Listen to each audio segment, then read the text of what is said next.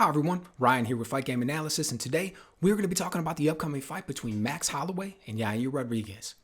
But before we jump into that, if you've been enjoying the content, please go ahead and click on the like button and also subscribe to the channel. Really appreciate your support. Alright, so let me start off by saying it's going to be hard to be a bigger Max Holloway fan than me.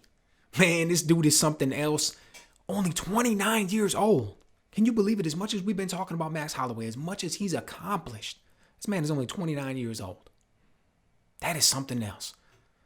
Going out there, people arguably talk about him as the greatest 145-pound champ. Best to ever do it at 145 pounds.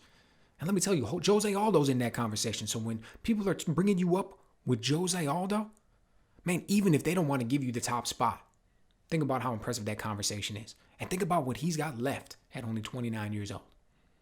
Right? Goes out there, look at what he did to Frankie Edgar, Brian Ortega. Look at what he did to Jose Aldo.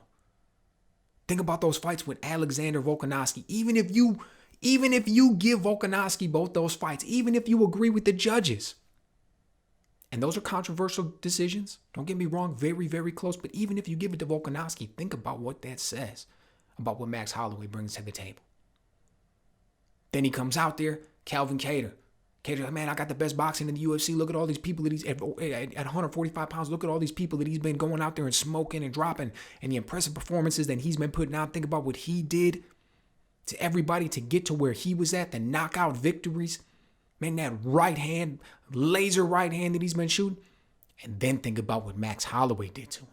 Ooh, man, that performance that Max Holloway put on against Calvin Kattar was something else. As if we weren't impressed enough with the adjustments that he was able to make going into that second fight with Volkanovski. Saw him get his leg kicked off in that first fight. Came out there and had an answer for it in the second fight. Did a little bit of leg kicking of his own. Continued to show us what makes him great. The angles, the timing, the movement, the combination punching, the work rate. Man, the work rate that Max Holloway puts on guys. And they just can't take it. The way he goes out there and mixes up his shots, the timing, the speed, the rhythm. That's what great fighters do. Then he goes out there against Calvin Kattar, and you're thinking, man, I don't know. What's going to happen now that Max Holloway lost twice? Is he going to have to move up? We saw what he did against Dustin Poirier. But he lost that fight.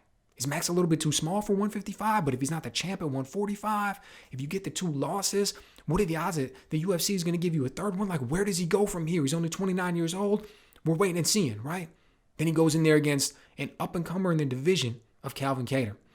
Now, this is going to be an interesting one. Is this going to be 3 losses in a row for Max Holloway? And where's he going to go after that? Calvin Kattar's on this run, man. He's looking good. Maybe there's a blueprint now on how to beat Max Holloway. Maybe Volkanovski came out there and showed everybody what they need to see, and then Calvin Kattar's going to be able to go on there and execute along those same lines. Psh, hardly. All Max Holloway did was continue to make a case for himself as the best at 145. He makes us go back and look at those fights with Volkanovski and wonder if the judges got it wrong. Like, that's how good his next fight was against Calvin Kattar. That we go back and wonder if he should still be the champ. Should the man still have the belt? Was there some kind of error in the past? That's how good he was, man. Max Holloway is something else. Like I said, the timing, the speed, the rhythm, the control, the distance, the way he works angles and the work rate, he really just has it all. And I love the way that he implemented his kicking game after that first fight with Volkanovski, brought it out into the second fight. Really impressive. And that's not even talking about his jiu-jitsu. We know the type of jiu-jitsu this guy's got, but he rarely has to go out there and bring it out. Now, standing across from him, Yair Rodriguez, I would be remiss if I wasn't fully honest in this point. I haven't really been the biggest Yair Rodriguez fan. He came into the UFC, he's got this taekwondo, point-style fighting, all high, flashy, spinning moves and everything. I'm not really the biggest fan of it. More of an old school type of guy, a little bit more traditional. I thought it was all kind of showy. Didn't think it would really be that effective in there. And for the most part, it wasn't. Right? The highlight, the top of the mountain for that type of fighting, the fight that I just despised the most was his fight against Alex Caceres. Right? I think about that one. It's like these dudes were out there having, I don't know, a gymnastics competition or something, man. There was all of this high-flying movement, all of these spinning fights, and I was just waiting for some actual, real, true fighting to go on. So it's interesting, man. He's so physically gifted. Yair Rodriguez brings so much to the table. You look at him, how fast he is. You look at his leg dexterity. You look at what he's able to do from that Taekwondo background. Like, those dudes have really good leg control, really good muscular control. They're really able to do a lot with it. Like, he's the type of dude that's doing the bottle cap type challenge out there, right? Jump up and with ease knock a can off your head and not even touch one hair on your head type thing. Like, very impressive. A lot of fast twitch muscle fibers, very explosive, highly skilled. But that doesn't mean that you actually know how to go out there and fight. So I was really happy when he switched camps, goes out there. I believe he started working with AKA, American Kickboxing Academy, and we saw a change in his style. He came out there, he was more flat-footed, started to sit down on his shots a little bit more, understood, started to implement how to catch and counter shots. Small movements inside of the pocket instead of everything being big and over-exaggerated. Wasn't using the spinning movements as much. I was like, now you look, he's still only 29 years old. But it's not just about being a great athlete. It's about how to utilize those athletic talents in your chosen sport. Now, I don't believe that he's with AKA anymore. Not currently training him at this time. Kind of switched it up again. I don't know. Hasn't fought in 2 years. Last time we saw him was October of 2019. Almost what you would kind of consider a part-time fighter at this point. There was talk. The UFC was going to drop him. They were trying to put him in there against Zabit. They weren't happy with things that they saw. He didn't want to fight Zabit.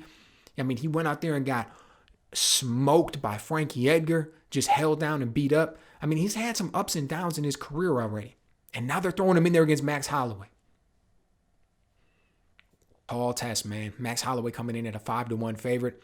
Look, we can look at these guys' background, but really, ultimately, truly, it all is about what it's going to look like when these two match up. And I don't see any way, shape, or form Yair Rodriguez comes out with a victory against Max Holloway. Man, Max Holloway is at the absolute height of his powers right now. 29 years old in his physical prime, just starting to really, truly enter his physical prime. He's still out there learning, still growing, still wanting to be the best. Look at what he did against Calvin Kattar. He's just got the champ on his mind, in my opinion. Look at what he did against Dustin Poirier up at 155 pounds. And that fight is even more impressive considering what Dustin Poirier has done afterwards. Yair Rodriguez is going to beat Max Holloway. I don't know how he's going to do it. He's going to catch him with a counter shot and hurt him.